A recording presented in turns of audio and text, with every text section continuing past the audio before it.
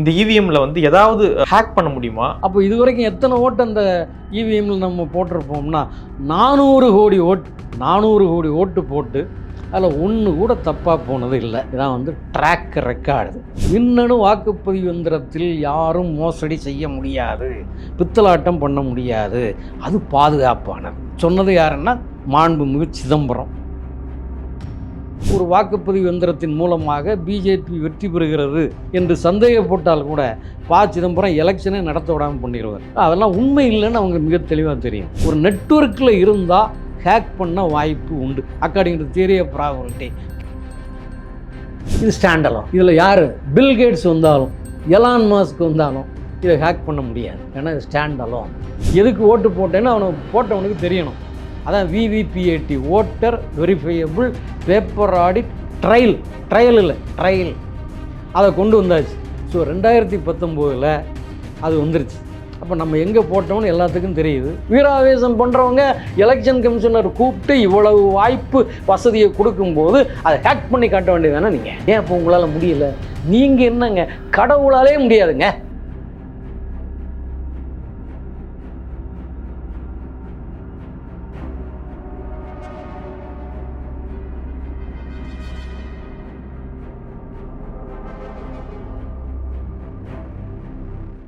பேசு தமிழா பேசு நேயர்களுக்கு வணக்கம். இன்று நம்மோடு உரையாடுவதற்காக அறிவியல் எழுத்தாளர் திரு இளங்கோ பிச்சாண்டி அவர்கள் இணைந்திருக்காங்க. அவங்க கூட நம்ம உரையாட போறோம். வணக்கம் சார். வணக்கம்.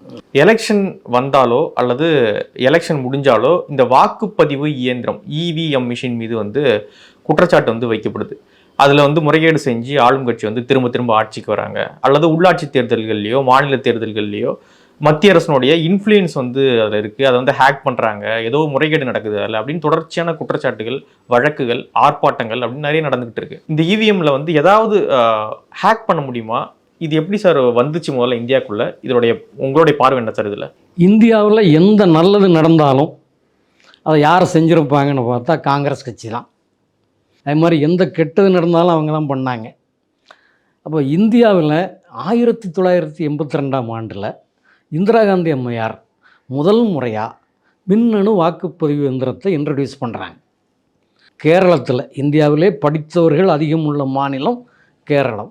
அங்கே வடக்கு பரவூர் சட்டமன்ற தொகுதியில் ஒரு 50 பூத்தில், எல்லா பூத்துலையும் இல்லை, 50 பூத்தில் மட்டும் இவிஎம் எலக்ட்ரானிக் ஓட்டிங் மிஷின் என்று சொல்லக்கூடிய மின்னணு வாக்குப்பதிவு எந்திரத்தை அதில் இன்ட்ரடியூஸ் பண்ணி மக்கள் அதில் ஓட்டு போடுறாங்க. அப்போ மக்களுக்கு, வேட்பாளர்களுக்கு அதில் எப்படி ஓட்டு போட வேண்டும் என்று சொல்லி கொடுத்தது யாருன்னு சொன்னால், உங்கள் எல்லாத்துக்கும் தெரியும், பெருமதிப்புக்குரிய எழுத்தாளர் இறந்து போனார் சுஜாதா. அவர் பாரத் எலக்ட்ரானிக்ஸ் லிமிடெட்டில் என்ஜினியராக இருந்தார். அவருமே வந்து ஒரு அறிவியல் பூர்வமான ஒரு அறிவியல் இன்ஜினியர், அறிவியல் எழுத்தாளர். அவர் தான் அதை உண்டாக்குனதில் அவர் ஒருத்தர். 1982 அறிமுகப்படுத்தப்பட்ட இவிஎம்மை தயாரித்தவர்கள் அதில் மதிப்புக்குரிய சுஜாதா. இன்னும் தயாரிக்கப்பட்டு மக்கள் ஓட்டு போட்டாங்க. ஆனால் அதை எதிர்த்து கேஸ் போட்டாங்க. உச்சநீதிமன்றம் என்ன சொல்லிடுச்சுன்னா, மின்னணு வாக்குப்பதிவு எந்திரம் மூலமாக நடத்தப்பட்ட தேர்தல் செல்லாது. என்ன காரணம் சார்? ஏன்னா பீப்புள்ஸ் ரெப்ரசன்டேஷன் ஆக்ட் அப்படின்னு ஒரு சட்டம் இருக்குது, மக்கள் பிரதிநிதித்துவ சட்டம். இதான் இந்த தேர்தல்களை பற்றின சட்டம். அந்த சட்டத்தில் வாக்குச்சீட்டு முறையை பற்றி தான் இருக்குதே தவிர மின்னணு வாக்குப்பதிவு எந்திரத்தை பற்றி அதில் இல்லை. எனவே அந்த சட்டத்தை நீங்கள் மாற்றினா தான் இவிஎம்மை கொண்டு வர முடியும். எனவே பார்லிமெண்ட்டில் நீங்கள் அதை மாற்றுங்க. நீங்கள் இது வரைக்கும் மாற்றலை, எனவே இருக்கக்கூடிய சட்டத்தில் அதுக்கு ப்ரொவிஷன் இல்லை, எனவே செல்லாதுன்னு உச்சநீதிமன்றம் சொல்லிச்சுது. ஆக 82 கொண்டு வந்தாங்க. 89 தான், 7 வருஷம் கழித்து தான் இந்திய நாடாளுமன்றத்தில் சட்ட திருத்தம் கொண்டு வந்தாங்க. இனிமேல் மின்னணு வாக்குப்பதிவு எந்திரத்தை பயன்படுத்தலாம். அதுக்கு எல்லா கட்சிகளும் உட்கார்ந்து பேசி அவங்களுக்குள்ள ஒத்த கருத்து வந்து அதை கொண்டு வந்தாங்க. அதற்கப்புறம் தான் அது சட்டப்படி செல்லும் என்கிற நிலைமை ஏற்பட்டுச்சுது. அதற்கப்புறம் கொஞ்சம் கொஞ்சமாக சின்ன மாநிலங்களை கொண்டு வந்து 2004ஆம் ஆண்டு அகில இந்திய பொது தேர்தல் நாடாளுமன்றத்துக்கு, அதில் இந்தியாவில் உள்ள 543 தொகுதிகளிலையும் மின்னணு வாக்குப்பதிவு எந்திரம் மூலமாக இந்த தேர்தல் நடந்துச்சு. அதான் முதல் முறையாக 2004 நாடாளுமன்ற மக்களவைத் தேர்தல் 543 தொகுதியிலையும் மின்னணு வாக்குப்பதிவு எந்திரம். கிட்டத்தட்ட 10 லட்சம் பூத் இருந்துச்சு. 10 லட்சம் பூத்து 10 லட்சம் மிஷின், ஒரு பூத்துக்கு ஒரு மிஷின் இருக்கணும்ல, 10 லட்சம் மிஷினை வைத்து கொண்டு அந்த தேர்தல் நடந்தது. அப்புறம் 2004, 2009, 2014, 2019 4 தேர்தல் நடந்தாச்சு.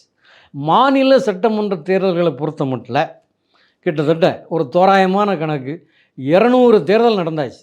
அப்போ இது வரைக்கும் எத்தனை ஓட்டு அந்த இவிஎம்மில் நம்ம போட்டிருப்போம்னா 400 கோடி ஓட்டு.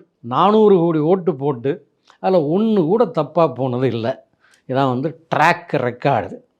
இப்போ இதில் எங்கே பொதுவாக மக்களுக்கு வந்து ஒரு ஐயம் ஏதாவது வந்துடும். ஏன்னா India is scientifically illiterate country. முதல்ல இது கொண்டு வந்த போது அத்வானி அவர்கள் இதை எதிர்த்தார், மின்னணு வாக்குப்பதிவு எந்திரம் வேண்டாம்னு. ஆனால் அதே அத்வானி அவர்கள் 2004 அடல் பிகாரி வாஜ்பாய் பிரதமராக இருந்து 543 தொகுதியிலையும் மின்னணு வாக்குப்பதிவு எந்திரம் என்று கையெழுத்து போட்ட போது பக்கத்தில் உட்காந்து பேனா எடுத்து கொடுத்தவர் மதிப்புக்குரிய எல்கே அத்வானி அவர்கள். எனவே அத்வானி எதிர்த்தது உண்டு, அதெல்லாம் பழைய கதை. அது எதிர்த்ததில் எந்த அர்த்தமும் இல்லை என்று பாரதிய ஜனதா கட்சி புரிந்து கொண்டது. அவங்க தான் இந்தியாவில் கொண்டு வந்தாங்க. அது இப்படி கொண்டு வந்ததில் யார் ஜெயித்தாங்கன்னா அவங்க ஜெயிக்கலை. டாக்டர் மன்மோகன் சிங் ஜெயித்தார், காங்கிரஸ் கட்சி ஆட்சி வந்து. அதுக்கப்புறம் மீண்டும் அடுத்து டாக்டர் மன்மோகன் சிங் கொண்டு வந்தார், அவர் ஜெயித்தார். அதுக்கு அடுத்தால 2014 மன்மோகன் சிங் தான் நான் அத்தனை தொகுதியிலையும் மின்னணு வாக்குப்பதிவு எந்திரம் கொண்டு வந்தார், மோடி ஜெயித்தார். எனவே வெற்றி தோல்வி என்பது மக்கள் ஓட்டு போட்டால் வரும். இப்போ இந்த பல பேர் இந்த மின்னணு வாக்குப்பதிவு எந்திரத்தின் மீது சந்தேகத்தை சொல்கிறாங்களே, அந்த சந்தேகத்துக்கெல்லாம் அற்புதமான பதில் ஒரு 3 பேர் கொடுத்துருக்காங்க. அதில் ஒன்று பெருமதிப்புக்குரிய கார்த்திக் சிதம்பரம் அவர்கள், சிவகங்கை நாடாளுமன்ற தொகுதியினுடைய எம்பி, வெளிநாட்டில் படித்தவர், அறிவுஜீவி, சிதம்பரத்தினுடைய மகன். அவர் மிக தெளிவாக சொல்லியிருக்கார், மின்னணு வாக்குப்பதிவு எந்திரத்தில் யாரும் மோசடி செய்ய முடியாது, பித்தலாட்டம் பண்ண முடியாது, அது பாதுகாப்பானது. சொன்னது யாருன்னா மாண்புமிகு சிதம்பரம். அப்புறம் உங்களுக்கு பிரணாய் ராய் தெரியும், இந்தியாவுடைய ஃபஸ்ட்டு செஃபாலஜிஸ்ட். செஃபாலஜின்னா தேர்தல் முடிவை முன்கூட்டி அறிவிக்கக்கூடிய கணிக்கக்கூடிய ஒரு சயின்ஸ். என்டிடிவியில் இருந்தாங்க. என்டிடிவியினுடைய பழைய அதிபர், இன்றைக்கு மேனேஜ்மெண்ட் மாறி போச்சு. 1985 எலெக்ஷன்லாம் அவர் எடுத்தார். அந்த டாக்டர் பிரணாய் ராய் அவர் ஒரு புஸ்தகங்கள் இருக்கார் ஆங்கிலத்தில். அந்த புஸ்தகத்துக்கு தலைப்பு வந்து வெர்டிக்ட், இந்தியன் எலெக்ஷன்ஸை பற்றி. அதில் மிக தெளிவாக சொல்கிறார். என்ன சொல்கிறாருன்னா, இந்தியாவினுடைய இவிஎம்களை போல் பாதுகாப்பான ஒரு வாக்குப்பதிவு எந்திரங்கள் உலகத்தில் எங்கேயுமே கிடையாது. அமெரிக்காவை விட ஐரோப்பாவை விட மிகவும் பாதுகாப்பானவை, இங்கே மோசடி செய்ய முடியாது என்று அந்த புத்தகத்திலே எழுதியிருக்கார். தயவுசெய்து வெர்டிக்ட் என்கிற அந்த புத்தகத்தை நான் நண்பர்கள் வாசித்து பார்க்க வேண்டும்னு சொல்கிறேன். ஆக கார்த்திக் சிதம்பரம் ஒரு சர்டிஃபிகேட் கொடுக்குறாரு, அப்புறம் பிரணாய் ராய் அவர் கொடுக்குறாரு, அப்புறம் இன்னொருத்தர், அவர் யாருன்னு சொன்னால் வெளிநாட்டில் படித்தவர், சிங்கப்பூரில் பேரிஸ்டர் படித்தவர், அவர் பேர் அசாதுதீன் ஒவைசி, ஹைதராபாத். ஆமாம், ஹைதராபாத்துக்காரரு. இஸ்லாமிய அடிப்படைவாத கட்சி, அவர் கட்சிக்கு பேர் மஜ்லிஸ் கட்சி. அந்த மஜ்லிஸ் கட்சியினுடைய தலைவர் ஒவைசி, அவர் வெளிநாட்டில் படித்தவர். எனவே அந்த படிப்பின் அடிப்படையில் அவர் இதெல்லாம் எந்த தப்பும் இல்லை, மின்னணு வாக்குப்பதிவு எந்திரத்தில் யாரும் எந்த மோசடியும் பண்ணவும் முடியாது. மக்கள் நீங்கள் ஓட்டு போட்டால் நீங்கள் ஜெயிக்கிறீங்க, ஓட்டு போடலைன்னா நீங்கள் தோக்குறீங்க. எனவே மின்னணு வாக்குப்பதிவு எந்திரத்தின் மீது பழி போடாதீங்க சொன்னவர் பெருமதிப்புக்குரிய ஒவைசி. ஆக இந்த 3 பேர் சொன்னது காலத்தை வென்று நிற்கக்கூடிய விஷயம். ஏன்னா இவங்க யாரும் பிஜேபியை சேர்ந்தவங்க கிடையாது, ஆர்எஸ்எஸ் சேர்ந்தவங்க கிடையாது. பிரணாய் ராய் உங்களுக்கு தெரியும், அவர் காங்கிரஸ் ஆதரவாளர் என்று அறியப்பட்டவர். எனவே பிரணாய் ராய், கார்த்திக் சிதம்பரம், அசாதுதீன் ஒவைசி எல்லோருமே மிக தெளிவாக சொல்கிறாங்க. எனவே இதில் நீங்கள் யோசிப்பதற்கோ பயப்படுவதற்கோ எந்த அர்த்தமும் இல்லை. கார்த்திக் சிதம்பரம் அவர்கள் சொல்கிறாங்க அப்படின்னு வந்து நீங்கள் சொல்கிறீங்க. ஆனால் வந்து இப்போ நடந்து முடிந்த 5 மாநில தேர்தல்களில் வந்து 3 மாநிலத்தில் வந்து பிஜேபி வெற்றி பெற்றாங்க. வெற்றி பெற்ற உடனே அங்கே இருக்க காங்கிரஸ் கட்சி என்ன சொல்கிறாங்க அப்படின்னா, இவிஎம் மேலே எங்களுக்கு வந்து சந்தேகம் இருக்கிறது அப்படின்னு பெருவாரியான நிறைய காங்கிரஸினுடைய நிர்வாகிகள் சொல்கிறத நம்மளுக்கு கேட்க முடியுது. அப்போ அவங்களே வந்து டபுள் ஸ்டாண்ட் எடுக்கிறாங்களா? இல்லை, காங்கிரஸ் கட்சியினுடைய கீழ்மட்ட நிர்வாகிகள் அதை சொல்லிக்கிட்டு இருக்காங்க. இப்போ காங்கிரஸ் கட்சி தான் இந்தியாவில் இருக்கக்கூடிய அரசியல் கட்சிகளில் அதிகமான அறிவுஜீவிகளை கொண்டது. காங்கிரஸ் தலைவர்கள் நீங்கள் பார்த்தீங்கன்னா ஐக்கியூ அதிகம். சிதம்பரத்துக்கு இணையான ஒரு ஆள் மற்ற கட்சியில் உங்களால் காட்ட முடியுமா? ஐக்கியூ அதிகம் இந்தியாவில் அவருக்கு தான். ஜெயராம் ரமேஷ் ஆகட்டும், வீரப்பு மொய்லி ஆகட்டும், இப்போ எவ்வளோ பேர் அங்கே இருக்காங்க. அவர்களுக்கெல்லாம் தெரியாத ஒரு விஷயம் சாதாரண நிர்வாகிகளுக்கு தெரியுதா? இப்போ மிக மோசமான ஒரு வாக்குப்பதிவு எந்திரத்தின் மூலமாக பிஜேபி வெற்றி பெறுகிறது என்று சந்தேகப்பட்டால் கூட சிதம்பரம் எலெக்ஷனே நடத்த விடாமல் பண்ணிடுவார். அதெல்லாம் உண்மை இல்லைன்னு அவங்க மிக தெளிவாக தெரியும். மின்னணு வாக்குப்பதிவு எந்திரங்கள் நம்பகமானவை, மோசடி செய்ய முடியாது, ஹேக் பண்ண முடியாது, மிகவும் பாதுகாப்பானது. இப்போது எலெக்ஷன் நடக்குது சார். எலெக்ஷன் நடந்து கிட்டத்தட்ட ஒரு 15 நாள் 1 மாதம் வந்து வச்சுருக்காங்க. அதுக்கப்புறம் தான் ரிசல்ட்டை வந்து அறிவிக்கிறாங்க. அந்த வச்சிருக்க அந்த காலகட்டத்தில் ஒரு ஃபோனையோ ஏதோ ஒரு பொருளை யூஸ் பண்ணி அங்கே உள்ளே இருக்கக்கூடிய அந்த மிஷினை வந்து நம்ம ஹேக் பண்ணி மாற்ற முடியும் அப்படின்றதான அவங்களுடைய குற்றச்சாட்டாக இருக்குது. இல்லைங்க, 2 விஷயத்தை பார்க்கணும். இதில் என்ன, இந்த இவிஎம்ஐ பற்றின மேட்டரில் கொஞ்சம் டெக்னிக்கல் சம்பந்தமான சயின்ஸ் அண்ட் டெக்னாலஜி சப்ஜெக்ட் அது. ஏன்னா சொல்லுகின்ற நண்பர்கள் சயின்ஸ் அண்ட் டெக்னாலஜி குறித்து எந்த ஒரு புரிதலும் இல்லாமல் பேசி கொண்டிருக்கிறாங்க. இப்போ அதை நம்ம ஏற்க முடியாது. என்னன்னு சொன்னால், இப்போ இந்தியாவில் இது முதல் முறையாக 1982 இந்த இவிஎம் அதை கொண்டு வரும்போது இந்திய தேர்தல் ஆணையம் ஒரு முடிவு எடுத்தாங்க. என்ன முடிவு எடுத்தாங்கன்னு சொன்னால், நாம் மற்ற நாடுகளில், அமெரிக்காவில், ஐரோப்பாவில், நெதர்லாந்தில், ஜெர்மனியில் பயன்படுத்தக்கூடிய அந்த முறையில் நாம் இவிஎம் கொண்டு வரக்கூடாது. இப்போ அங்கெல்லாம் எந்த முறைன்னா, அது வந்து என்னென்னா இன்டர்நெட் மூலமாக வருவாங்க. நீங்கள் ஓட்டு போடணும்னா நீங்கள் நேராக இன்டர்நெட்டில் லேண்ட் ஆகணும், அங்கே போய் ஓட்டு போடணும். நம்ம நாட்டில் அப்படி இல்லை. நீ இன்டர்நெட்டுக்கும் இதுக்கும் சம்மந்தம் இல்லை. நாம் ஸ்டாண்டலோன் கம்ப்யூட்டராக வச்சுருக்கோம். இந்தியாவினுடைய இவிஎம் என்பது ஸ்டாண்டலோன்.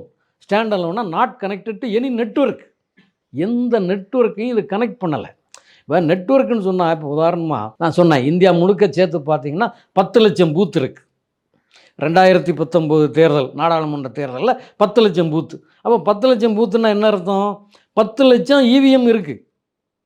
அப்போ இந்த 10 லட்சம் இவிஎம்மையும் சேர்த்து ஒரு வைடு ஏரியா நெட்வொர்க் போடலாம்ல. ஏன்னா எல்லா கம்ப்யூட்டரும் யாருக்கு சொந்தம்? எல்லா இவிஎம்மும் எலெக்ஷன் கமிஷனுக்கு சொந்தம். அப்போது தனக்கு சொந்தமான எல்லா விஷயங்களையும் சேர்த்து ஒரு நெட்வொர்க் போடுறது இயல்பு. அப்போ ஒரு லோக்கல் ஏரியா நெட்வொர்க்காவது இங்கே தமிழ்நாடு அளவில் போடலாம், இல்லை மாவட்ட அளவில் போடலாம். ஆனால் எந்த நெட்வொர்க்கும் போடக்கூடாது. வெல் தெளிவாக இருந்தாங்க. ஏன்னு சொன்னால், நெட்வொர்க்கில் நீங்கள் இணைச்சாச்சுன்னு சொன்னால், அது ஆர்கிடெக்சர் என்ன வேணால் வச்சுக்கோங்க. இப்போ நெட்வொர்க்கு பல பீர் டு பீர் நெட்வொர்க் இருக்குது, மாஸ்டர் ஸ்லேவ் நெட்வொர்க் இருக்குது, கிளையன்ட் சர்வர் மாடல் இருக்குது. எதில் நீங்கள் போட்டாலும் நெட்வொர்க்குன்னு போட்டாச்சுன்னு சொன்னால் என்ன ஆகும்? யாராவது ஒருத்தர் எங்கேயாவது உட்காந்துக்கிட்டு ஹேக் பண்ண முடியும். சான் ஃப்ரான்சிஸ்கோவில் உட்காந்துக்கிட்டு இங்கே லயோலா காலேஜில் இருக்கக்கூடிய இவிஎம் மிஷின் அது இன்டர்நெட்டில் இருந்துச்சுன்னா அவன் ஹேக் பண்ணுவான். இப்போ அமெரிக்க அதிபர் தேர்தல் நடக்குதுன்னு சொன்னால் என்னால் ஹேக் பண்ண முடியும். எனக்கு பணம் வேணும். இல்லை, அமெரிக்காவுடைய தேர்தல் முறையே வந்து இவிஎம் அந்த மிஷினை கொண்டு நடக்கலை. அங்கே வந்து இன்னமும் வாக்கு சீட்டு தான் யூஸ் பண்ணுறாங்க.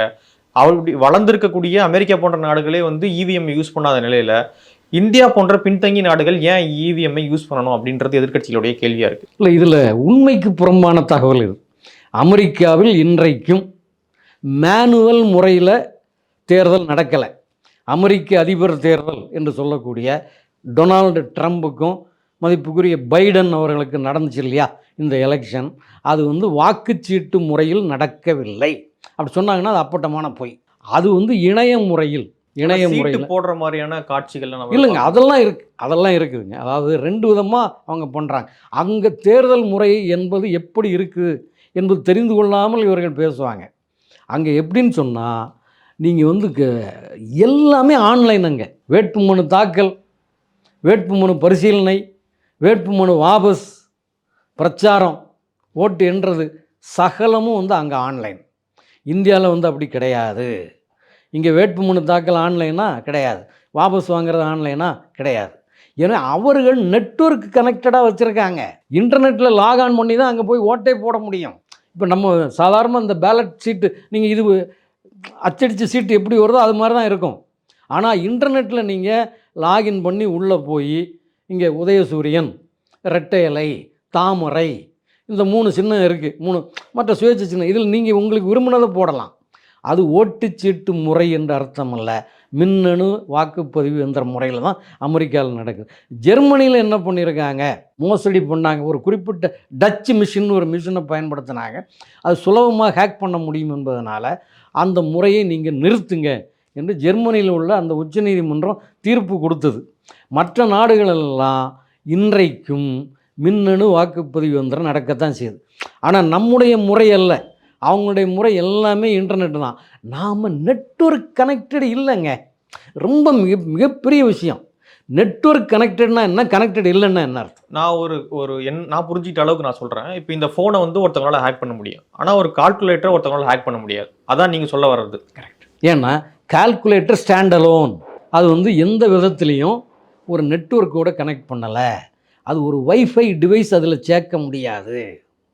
ஒரு சிக்னல் லோ ஃப்ரீக்குவன்சியில் கொடுத்தா கூட அந்த சிக்னலை வந்து அதை வாங்கி அதை டீகோட் அண்ட் என்கோடு பண்ணணும்ல.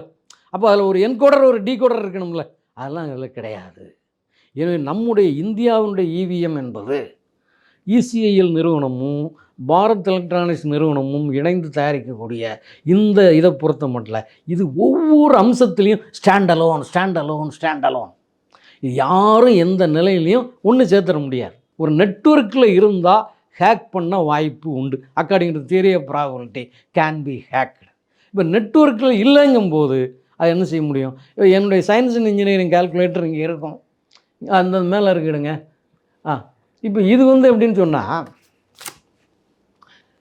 இது ஸ்டாண்ட் அலோன். இதில் யார் பில் கேட்ஸ் வந்தாலும் எலான் மாஸ்க் வந்தாலும் இதை ஹேக் பண்ண முடியாது. ஏன்னா இது ஸ்டாண்ட் அலோன், தனியாக இருக்குது. அதே மாதிரி நம்முடைய இவிஎம் வந்து ரெண்டே வேலை தான் செய்யும். இன்னொன்று, நம்முடைய இவிஎம்முக்கு இன்னொரு விஷயம் என்னென்னு சொன்னால், சாதாரணமாக இப்போ இன்றைக்கு உங்களுக்கு கம்ப்யூட்டரை பற்றின, நீ ஊடகத்தில் இருக்கீங்க, உங்களுக்கு தெரியும். கம்ப்யூட்டருக்கு ஒரு ஓஎஸ்ன்னு ஒன்று இருக்குது இல்லையா, ஆப்ரேட்டிங் சிஸ்டம் இல்லைங்களா? இப்போ கம்ப்யூட்டரில் தான் ஒரு காலத்தில் ஓஎஸ் இருந்துச்சு. இன்றைக்கி பார்த்திங்கன்னா மொபைல் ஃபோனில் ஓஎஸ் வந்துருச்சுங்க. ஸ்மார்ட் ஃபோன் ஃபுல்லாக ஓஎஸ் தான். ஆனால் நம்முடைய இவிஎம்மில் ஓஎஸ் கிடையாது, ஆப்ரேட்டிங் சிஸ்டமே கிடையாதுங்க. எங்கேருந்து நீங்கள் வந்து அதை நீங்கள் ஹேக் பண்ண முடியும்? ஸ்டாண்ட் அலோன் இன் எவ்ரி ஆஸ்பெக்டாக நம்ம வச்சுருக்கோம், அதுக்கு ஓஎஸ் கூட கிடையாது. ரெண்டாவது, அதனுடைய இது இருக்குது இல்லைங்களா, அந்த ப்ரோக்ராம், அது எப்படின்னா ஒன் டைம் ஒரு முறை எழுதி அதை வந்து மைக்ரோ கண்ட்ரோலரில் உள்ளுக்கு அதை எம்பெட் பண்ணி வச்சுருவோம். எனவே பிற்பாடு அதை யார் எவராலும் மாற்ற முடியாது. ஒன் டைம் ப்ரோக்ராமபிள் என்கிற அடிப்படையில் அது இருக்குது. ஓஎஸ்ஸே கிடையாது. அப்போ ஓஎஸ்னால் என்ன, ஓஎஸ் இல்லைங்கிறதுனால என்னென்ன நஷ்டம் என்று அந்த கம்ப்யூட்டர் அறிவு உள்ளவங்களால் இதை புரிஞ்சுக்க முடியும். இப்போ அதுக்கான இந்த இவிஎம்மை பற்றி தெரிஞ்சுக்கணுன்னா நீங்கள் பிடெக் படிச்சிருக்கணும், எம்டெக் படிச்சிருக்கணும், இல்லை எம்எஸ்சி ஃபிசிக்ஸ் படிச்சிருக்கணும் நான் சொல்ல வரல, அதெல்லாம் தேவையே இல்லை. ஆனால் +2 லெவலில் கம்ப்யூட்டர் சயின்ஸ் படித்திருந்தால் மட்டுமே இவிஎம்ஐ பற்றி புரியும். ஸ்டேட் போர்ட்லேயோ அல்லது சிபிஎஸ்சிலேயோ நீங்கள் வந்து கம்ப்யூட்டர் சயின்ஸ் +2 பையன் 11, 12 வகுப்புகளில் உள்ள பாடம் அந்த அறிவை பெற்றிருந்தால் மட்டுமே நம்ம புரியும். வேறு மற்றபடி இந்த இதில் நீங்கள் பார்த்தீங்கன்னா ஒன் டைம் ப்ரோக்ராம், ஓஎஸ் கிடையாது. ஓஎஸ் இல்லாத ஒரு இதை எப்படி நீங்கள், இது எம்பெட்டட் சிஸ்டம். இப்போ என்னுடைய இந்த கால்குலேட்டர் பார்த்தீங்கன்னா இது வந்து மைக்ரோ ப்ராசஸர், இவிஎம் வந்து மைக்ரோ கண்ட்ரோலர். அப்போ இந்த ரெண்டுக்கும் உள்ள வித்தியாசம் தெரியணும். மைக்ரோ ப்ராசஸ் இதில் நிறைய வேலை செய்ய முடியும், தோட ஒரு இன்டகிரேஷன் வந்து இதில் போட முடியும். ஆனால் இவிஎம்மில் நீங்கள் முத்துசாமி ஓட்டு 1, முத்துசாமி ஓட்டு 2, இப்படி தொடர்ந்து ஒரு 2000 ஓட்டுக்குள்ளே போடலாம். அதுக்கு மேலே அங்கே ஃபங்க்ஷனிங் கிடையாது. டெடிக்கேட்டட் ஃபங்க்ஷன், சின்ன வேலை, அசைன்டு டாஸ்க்கு, அங்கே வேறு எதுவுமே கிடையாது. கால்குலேட்டர் அப்படி இல்லை, மைக்ரோ ப்ராசஸை போட்டு நிறைய காம்ப்ளெக்ஸ் ஃபங்க்ஷனை இது பண்ணும். ஒரு டிஃபரன்ஷியல் ஈக்குவேஷன் இதில் சால்வ் பண்ணுறேன்னா நான், அப்போ அதில் இவிஎம்மில் பண்ண முடியுமா? பண்ண முடியாது. எனவே ரொம்ப சிம்பிள் லாஜிக், ஒரே ஒரு வேலை. அதை யாரும் எந்த விதத்துலேயும் எந்த ப்ரோக்ராமும் எந்த சிக்கலும் பண்ணவே முடியாது. அப்போது ஏன் பண்ணாங்கன்னா 2019 தேர்தலில் நமக்கு வந்து 92 கோடி வாக்காளர்கள்.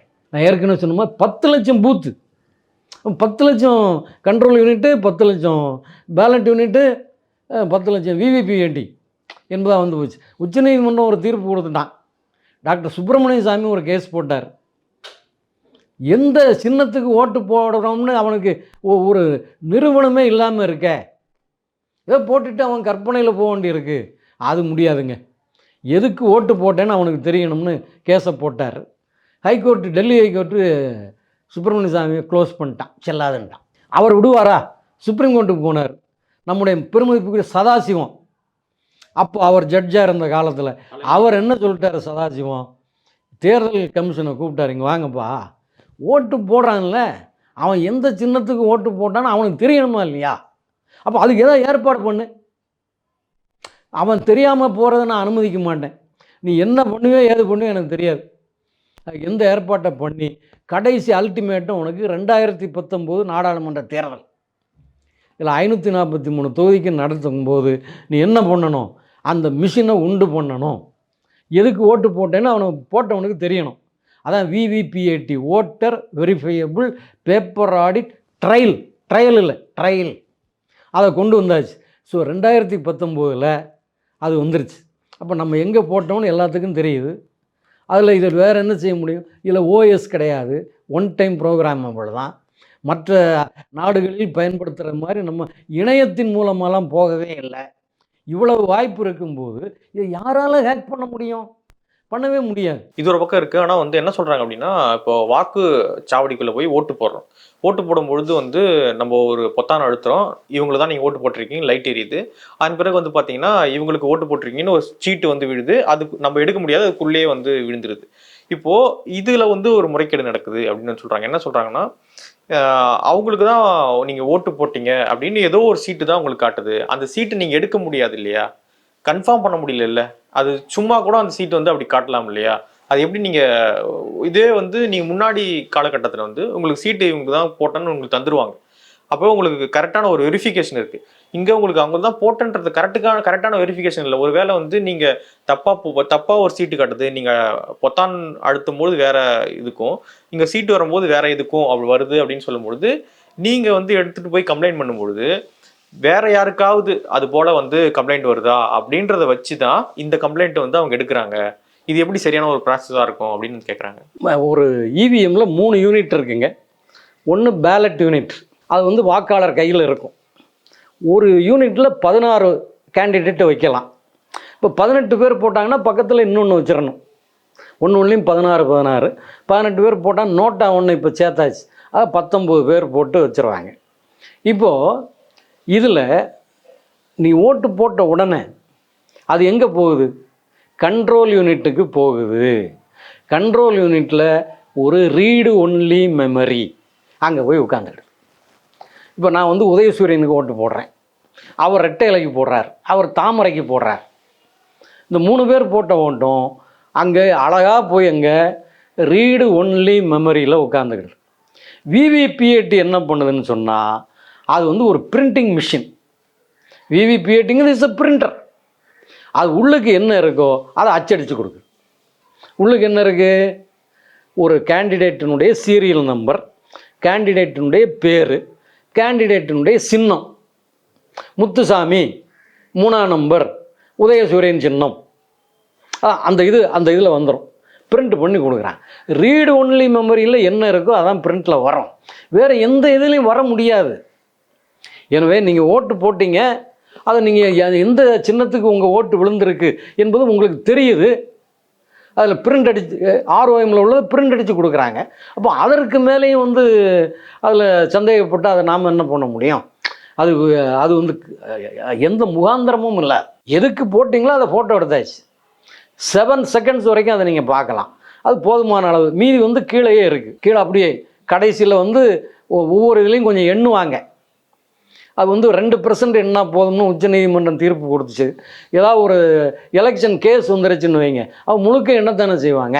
இப்போ என்ன சொல்ற, இது என்ற ப்ராசஸ் வரும்போது என்ன பண்ணுறாங்க அப்படின்னா, ஓட்டு போடும்பொழுது மட்டும் ஓட்டு போடுறது மட்டும் தான் எண்ணுறாங்க. இந்த பேப்பர் வருது இல்லைங்களா, வெரிஃபிகேஷன் பேப்பர், அந்த பேப்பரையும் இதையும் வந்து கனெக்ட் பண்ணி கரெக்டாக வருதா அப்படின்றத அவங்க செக் பண்ணுறது கிடையாது. வெறும் ஓட்டு மட்டும் தான் எண்ணுறாங்க. இந்த வெரிஃபிகேஷன் பேப்பர் வரதை வந்து அவங்க எண்ண மாட்டுறாங்க. இல்லை, அது தேவையில்லை. இது வந்து ஒரு வெரிஃபிகேஷனுங்க. நீங்கள் உங்களுக்கு வாக்காளருக்கு எந்த சின்னத்துக்கு ஓட்டு போட்டேன் என்று தெரிஞ்சு திருப்தி வேணும். அதுக்காக அவருக்கான விஷயம். அதில் எலெக்ஷன் ஆஃபீஸருக்கு என்ன இருக்குது? எப்போ வந்து அதை பயன்படுத்துவோம்னு சொன்னால், ஏதாவது அவர் தேர்தல் செல்லாது, இன்னும் ஜெயிச்ச வேட்பாளர் எடுத்து தோத்த வேட்பாளர் கேஸை போட்டார், அப்போ ஒரு எலெக்ஷன் ரிசல்ட் அறிவித்ததுலேருந்து 45 நாளைக்குள்ளே கேஸ் போடணும், அது உங்களுக்கு தெரியும். அப்போ அது மாதிரி கேஸை போட்டாங்கன்னா எல்லாத்தையும் பத்திரமா வைப்பாங்க. அவங்க நீதிமன்றம் முன்னால் அந்த கமிட்டியை போட்டு அவங்க எண்ணுவாங்க. அப்போ அந்த எலக்ட்ரானிக் ஓட்டிங் மிஷின் ஓட்டை எண்ணுவாங்க, போஸ்டல் பேலட் எண்ணுவாங்க 2. 3வது இதை வந்து அந்த விவிபிஏடியோட வெரிஃபை பண்ணுவாங்க. அப்போ இது மாதிரி நேரங்களில் தான் அது பயன்படுமே தவிர எல்லா நேரமும் அதை வந்து வெரிஃபை பண்ணுங்கிறது டோட்டல் நான்சென்ஸாக இருக்கே, அது தேவையில்லையே. அது எதுக்கு வெரிஃபை பண்ணணும்? நீ வெரிஃபை தான் அந்த ஒவ்வொரு வாக்காளரும் பார்த்துட்றானே. அப்போது நான் உதயசூரியனுக்கு போட்டேங்க, ஆனால் எனக்கு வந்து அந்த ஸ்லிப் வரும்போது அது ரெட்டை இலைன்னு காட்டுது. உடனே நான் கத்தி கூப்பாடு போட்டு எலெக்ஷனை நிறுத்தி அவர் அசிஸ்டன்ட் ரிட்டர்னிங் ஆஃபீஸர் தேர்தல் அதிகாரி வந்து எல்லாம் செக் பண்ணுவாங்க. அதுக்கெல்லாம் சட்டத்திட்டங்கள் இருக்குது, என்ன செய்யணும்னு இருக்குது. இதெல்லாம் அப்படிலாம் நடந்துறவும் நடக்காது. ஏன்னா ஒவ்வொரு தேர்தலுக்கு முந்தையும் மார்க் போலிங்னா என்ன, ஒத்திகை தேர்தல் நடத்துகிறோம். இப்போ 8 மணிக்கு வாக்குப்பதிவு ஆரம்பம்னா பொதுமக்களுக்கு தான் 8 மணி. எலெக்ஷன் ஆஃபீஸர் 6 மணிக்கே வரணும், அவன் கட்சிக்காரன் ஏஜெண்டெல்லாம் 6 மணிக்கே வரணும். 1.5 மணி நேரத்துக்கு முந்தி மார்க் போலிங் ஒத்திகை தேர்தல் நடக்கும். அதில் 50 ஓட்டு போடுவாங்க எல்லாருமா சேர்ந்து. அவன் நீங்கள் போட்ட ஓட்டு நீங்கள் போட்ட அந்த சின்னத்துக்கு போயிருக்குதா நம்ம செக் பண்ணி செக்கிங் ஓகேயா டேலி ஆனால் மட்டும்தான் அங்கே என்ன பண்ணுவோம், அந்த இவிஎம்மும் பொருத்துவோம். அப்போ இந்த மார்க் போலிங்கில் வந்து வாக்கு முகவர்கள், அந்த கட்சியினுடைய முகவர்களும் அமர்ந்திருப்பாங்க. ஆமாம், எல்லாரும் போடலாங்க. எலெக்ஷன் ஆஃபீஸர் நான் தான் எலெக்ஷன் ஆஃபீஸர். அப்போ ஒரு 10 கட்சி இருக்குது, 10 வேட்பாளர், 10 வேட்பாளருக்கு உண்டான ஏஜெண்ட் வந்து உட்காந்துட்டான். இப்போ நீ ஒரு 4 ஓட்டு போடு, நீ எந்த சின்னத்துக்கு போடுற, நான் தென்னை மரத்துக்கு போடுறேன், நீ எதுக்கு போட, நான் மாமரத்துக்கு போடுறேன், சுயேட்சை சின்னம் தான் போடுவோம். போட்டால் அப்போ நீ தென்னை மரத்துக்கு எத்தனை போட்டேன், நான் 8 போட்டேன், 8 வந்திருக்கா பாரு, ஓகே வந்திருக்கு. ஏஜெண்டுகள் ஓட்டு போட சொல்லி அவங்க முன்னால் எல்லாத்தையும் வெரிஃபை பண்ணி ஓகே சர்டிஃபிகேட் வந்தால் தான் அந்த எலெக்ஷன் வந்து அங்கே நடக்கும். நீங்கள் சொல்கிற மாதிரி இவ்வளோ சேஃப்டியாக இருக்கும்பொழுது எதிர்க்கட்சியில் தொடர்ச்சியான இந்த மாதிரியான குற்றச்சாட்டுகள் வைப்பதற்கான தேவை என்ன சார்? இல்லை, தேவை என்பது என்னன்னு சொன்னால் உண்மையில் எந்த தேவையும் இல்லை. தாங்கள் எதனால் தோற்றோம் என்ற உண்மையை ஒத்துக்கொள்ளக்கூடிய நேர்மை பல கட்சியில் கிடையாது. இப்போ 2017 அன்றைக்கு இருந்த பெருமதிப்புக்குரிய சீஃப் எலெக்ஷன் கமிஷனர் என்ன பண்ணார்னா, அப்போது ஒரு 5 மாநில தேர்தல் நடந்துச்சு. ஊபி, உத்தரகாண்டு, பஞ்சாபு, கோவா. அங்கே அதில் அகிலேஷ் யாதவும் மாயாவதி அம்மையாரும் என்ன சொன்னாங்கன்னா, ஐயா நீங்கள் என்ன பண்ணீங்க, இவிஎம்மை கொண்டு வந்துட்டீங்க, அதனால் நாங்கள் தோற்று போயிட்டோம். இவிஎம் இல்லாமல் பழைய முறையில் வந்திருந்தால் நாங்கள் மலையை புரட்டியிருப்போம்னு சொன்னாங்க. சரின்னு என்ன பண்ணார் எங்களுடைய சீஃப் எலெக்ஷன் கமிஷனர், எல்லா அரசியல் கட்சியும் கூப்பிட்டார். இன்விடேஷன். இந்தியாவில் அரசியல் கட்சின்னு சொன்னால் ஒன்று அகில இந்திய அளவில் அங்கீகாரம் பெற்ற கட்சி, அப்புறம் மாநில அளவில் அங்கீகாரம் பெற்ற கட்சி, 3வது பதிவு செய்யப்பட்ட கட்சி, பதிவு செய்யப்படாத கட்சி, இவ்வளவும் இருக்குது. எல்லாருக்கும் கூப்பிட்டு இன்விடேஷன் கொடுத்தாச்சு. இந்த மாதிரி வாங்க, எங்களுடைய இவிஎம் மிஷினை ஹேக் பண்ணி காட்டுங்க, உங்களுக்கு என்ன மிஷின் வேணும் சொல்லுங்கள். இப்போ 5 மாநில தேர்தல் நடந்திருக்கு. அதில் எந்த மாநிலத்தில் உள்ள அந்த இவிஎம் உங்களுக்கு வேணும்? எனக்கு ஊபியில் வேணும்னு ஒருத்தர் சொல்லலாம், இன்னொருத்தர் எனக்கு பஞ்சாபில் வேணும்னு சொல்லலாம். நீங்கள் சொல்லுங்கள். அப்புறம் அது மட்டும் இல்லாமல் எந்த தொகுதி வேணும், எனக்கு ஆக்ரா வேணும், எனக்கு கான்பூர் வேணும், எனக்கு வாரணாசி வேணும், நீங்கள் சொல்லுங்கள். அங்கே உள்ள இதை நம்ம கொண்டு வர்றோம். அது மட்டும் இல்லாமல் அங்கே ஒன்றும் இந்த போலிங் பூத்துன்னு ஒன்று இருக்குது. ஒரு சட்டமன்ற தொகுதி, நாடாளுமன்ற தொகுதிக்கு உட்பட்ட அதில் பூத்து நம்பர் சொல்லுங்கள், அதை கொண்டு வரோம். 38ஆம் நம்பர் பூத்தில் உள்ள அந்த இவிஎம்மை கொண்டு வாங்கன்னு சொல்லுங்கள். நீங்கள் முதல்ல சொல்லிடணும். ஏன்னா எல்லாம் ஸ்ட்ராங் ரூமில் பாதுகாப்பாக இருக்கும். அதை எலெக்ஷன் கமிஷன் மட்டுமே போய் எடுக்க முடியாது, 10 ஏஜெண்ட் முன்னால் தான் எடுக்க முடியும், அப்படி சட்டம் வச்சுருக்கோம். எனவே நீங்கள் என்னென்ன மிஷின் உங்களுக்கு வேணுமோ அதை முன்னக்கூட்டி கேளுங்க, நான் எடுத்து வச்சுருக்கேன், அதை ஹேக் பண்ணி காட்டுங்க என்ன சொல்லி அந்த ஜூன் மாதம் 3ஆம் தேதி 2017ஆம் ஆண்டு டேட்டு ஃபிக்ஸ் பண்ணார். எல்லாத்துக்கும் அவர் வீட்டு கல்யாணம் மாதிரி கொடுத்தாச்சு பத்திரிகை. Naseem Zaidi chief election commissioner. கடைசியில் பல கட்சிக்காரன் வரல, அகிலேஷ் யாதவோ அல்லது மாயாவதியோ வரல. மார்க்சிஸ்ட் கம்யூனிஸ்ட் கட்சியில் ஒருத்தர் வந்தார், சரத்பவார் கட்சியில் வந்தனா சவான்னு ஒரு அம்மா வந்தாங்க. 2 பேரும் வந்து எலெக்ஷன் கமிஷனர் பார்த்தோன்னா வாங்க வாங்க வாங்க ஹேக் பண்ணுங்க வாங்க.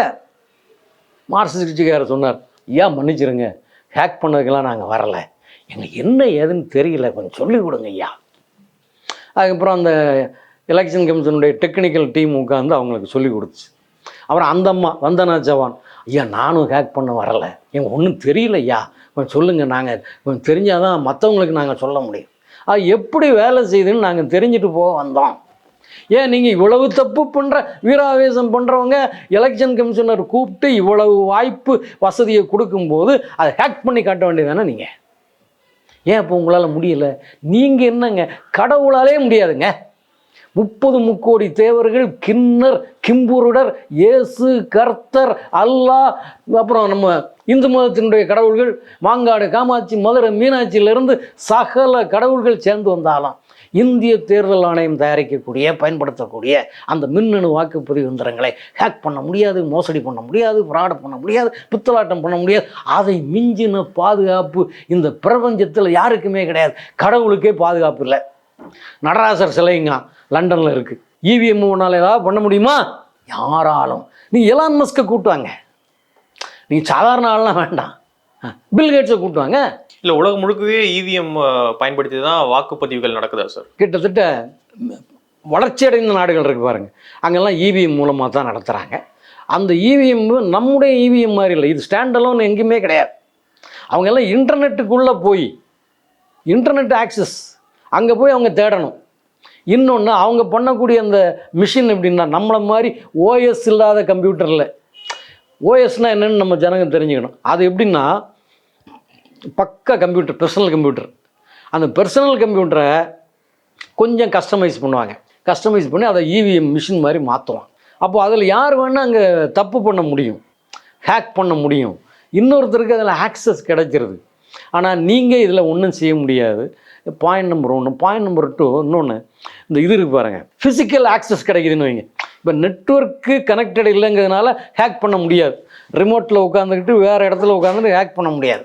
சரிங்க, இப்போ ஒரு 4 ரவுடி பசங்க போய் லயோலா காலேஜில் இருக்குது, ஸ்ட்ராங் ரூமில் வச்சுருக்காங்க, ஸ்ட்ராங் ரூமை உடச்சி ஒரு 2 மிஷினை தூக்கிட்டு வந்துட்டான்னு வைங்க. இப்போ அந்த தூக்கிட்டு வந்த மிஷினை வைத்து கொண்டு ஏதாவது டேம்பர் பண்ண முடியுமா? அங்கே நான் வந்து 3ஆம் நம்பர் கேண்டிடேட், நீங்கள் 4ஆம் நம்பர் கேண்டிடேட், எனக்கு தான் ஓட்டு அதிகமாக விழுந்திருக்கு.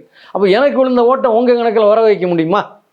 அப்போ அதை செய்யணும்ல, அது ஃப்ராடு, பித்தலாட்டம்ல, அது உங்களால் பண்ண முடியுமான்னா பண்ண முடியாது. ஃபிசிக்கல் ஆக்சஸ் கிடைச்சா கூட இந்தியாவுடைய இவிஎம்களை நீங்கள் பண்ண முடியாது. ஏன்னு சொன்னீங்கன்னா, இங்கே இப்போ நம்ம பயன்படுத்துகிற இந்த மிஷின்லாம் 3ஆம் தலைமுறை வாக்குப்பதிவு எந்திரம்.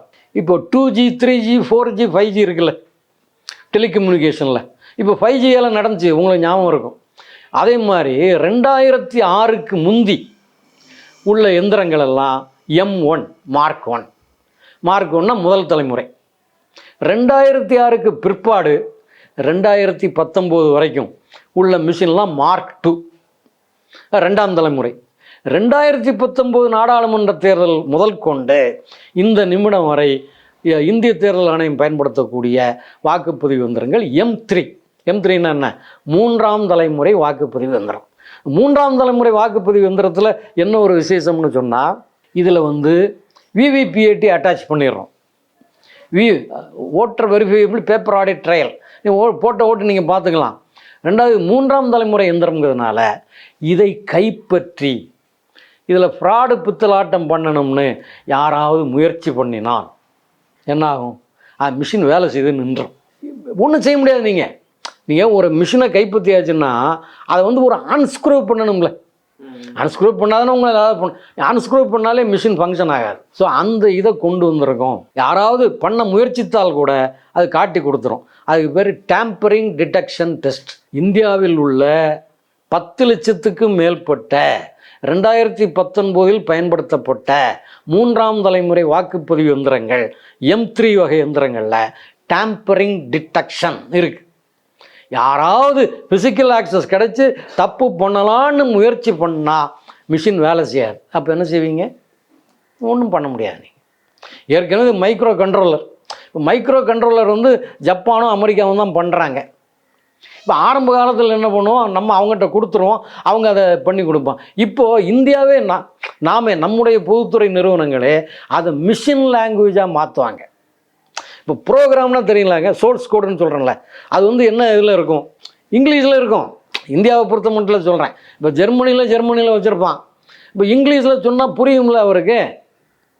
இப்போ இங்கிலீஷ் தெரியாதவனுக்கு புரியாது, பட் ஓரளவு படித்தவன் அவன் இதை பார்த்து வாசிப்பான்ல. அப்போ அதுக்காக என்ன பண்ணுறோம், மிஷின் லாங்குவேஜ், கோடிங் லாங்குவேஜ் மாதிரி. ஆமாம், மிஷின் லாங்குவேஜ்னா ஜனங்கள் அதை புரிந்து கொள்ளணும். மிஷின் லாங்குவேஜில் மிஷின் லாங்குவேஜ் என்னவாக இருக்கும், பைனரியாக இருக்கும், 01 01 01 01, வேறு எதுவும் கிடையாது. ஏன்னா ஹெக்ஸா டெசிமல், ஏன்னா நம்ம சிஸ்டத்தில் இது பத்த மாட்டேங்குது, 10 டிஜிட்டு வச்சு நம்ம கம்ப்யூட்டருக்கு பயன்படுத்த முடியல. அதனால் நான் 6 டிஜிட்டு சேர்த்து போட்டோம். ஒன்று ஹெக்ஸா டெசிமலில் இருக்கும், அல்லது பைனரியில் இருக்கும், இல்லை ஆக்டலில் இருக்கும், இல்லை எதில் வேணால் போட்டுக்கலாம். அந்த மாதிரிக்கான மெஷின் லாங்குவேஜில் இருக்கும். இப்போ அதையும் நம்மளே எழுதுகிறோம். அது ஒன் டைம் ப்ரோக்ராமபிள். கடவுள் வந்தாலும் அந்த ப்ரோக்ராமை மாற்ற முடியாது. ஒரு மனிதனுடைய தலையெழுத்தை மாற்றிடலாம். பிரம்மா தானே இந்த இதெல்லாம் எழுதுகிறாரு தலையெழுத்து, பிரம்மாவுடைய தலையெழுத்தையும் நான் மாற்றி எழுதிடுவேன். ஆனால் இவிஎம்மில் இந்தியாவில் இந்திய தேர்தல் ஆணையம் பயன்படுத்தக்கூடிய இவிஎம் இருக்குது பாருங்கள், அதில் உள்ள அந்த சோர்ஸ் கோடை ப்ரோக்ராமை மெஷின் லாங்குவேஜில் ஒன் டைம் ப்ரோக்ராமபுளாக பண்ணினதை யாராலும் மாற்ற முடியாது. அங்கே காம்ப்ளெக்ஸ் ஃபங்க்ஷனும் கிடையாது, ஒரே ஒரு வேலை தான். முத்துசாமி எஸ் 1, ராமசாமி 1, அவங்களுக்கு ஓட்டு விழ அதை ரெக்கார்டு பண்ணணும். அது கடைசியில் ரிசல்ட்டுன்னு போட்டு அதை சொல்லும்போது அது சொல்லணும். இந்த 2 வேலை டெடிக்கேட்டட் டாஸ்க்கு. இந்த சிஸ்டத்தை நான் கம்ப்யூட்டர் லாங்குவேஜில் எம்பெட்டட் சிஸ்டம்னு சொல்லுவோம். என்ன சிஸ்டம் இது, embedded system. Specific task, general purpose கிடையாதுங்க. இப்போ இந்த பாருங்கள், இது என்னுடைய லேப்டாப்பு, இது ஜென்ரல் பர்பஸ்ஸு. இவிஎம்மை நீங்கள் ஒரு கணினி மாதிரி உங்களால் பயன்படுத்த முடியாது. என்ன அசைன் பண்ணியிருக்கோ அந்த வேலைக்கு தான் அது பயன்படும். அவ்வளவு பாதுகாப்பாக ஸ்டாண்டலோனாக வச்சுருக்கோமே, அது யார் என்ன பண்ண முடியும்? அப்போது இதையெல்லாம் இந்திய மக்களுக்கு தெரிந்திருந்தால் மட்டும்தான் அது யாரும் எதுவும் செய்ய முடியாது என்கிற உணர்வு வரும். அப்போ அது தெரியணும்னு சொன்னால், இங்கே நான் மீண்டும் சொல்கிறேன், பிடெக் படித்தாதான் புரியும்னுலாம் நான் பயங்காட்ட விரும்பலை. அது தேவையும் இல்லை. +2 கம்ப்யூட்டர் சயின்ஸ் படிச்சிருந்தா நான் சொல்கிறது உங்களுக்கு புரியும். அதை படிக்கவில்லை என்று சொன்னால் பெருமதிப்புக்குரிய வாக்காளர் பெருமக்கள் அவங்களுடைய கரம் கூப்பி அவங்கள காலில் விழுந்து நான் கேட்டுக்கிறேன், நீங்கள் தயவு செய்து நீங்கள் படிச்சிருக்க மாட்டீங்க, உங்கள் பிள்ளைங்க கம்ப்யூட்டர் சயின்ஸ் படிச்சிருக்கலாம், அவங்ககிட்ட கேளுங்க, கேட்டு தெரிஞ்சுக்கோங்க. ஸ்டாண்டலோன்னா என்ன அதை தெரிஞ்சுக்கோங்க.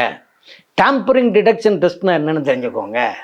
அதுக்கப்புறம் நிறைய டெஸ்ட் வச்சுருக்கோம். இந்த பாருங்கள், பேலட் யூனிட் வாக்காளர்கிட்ட இருக்கும், கண்ட்ரோல் யூனிட் யார் வச்சுருப்பான், எலெக்ஷன் ஆஃபீஸர் வச்சுருப்பான்.